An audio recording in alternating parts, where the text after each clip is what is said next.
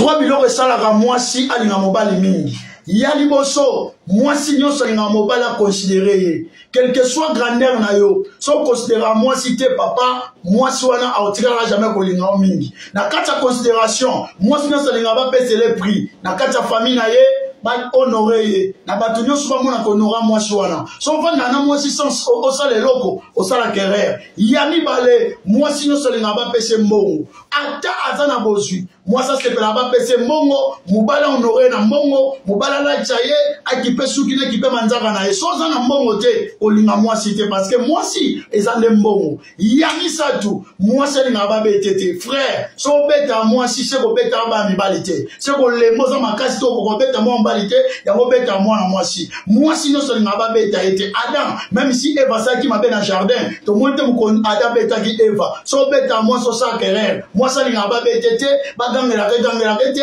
ba finga la ete, surtout ko finga famille na ete. Que Dieu vous bénisse. Partagez vidéo yo.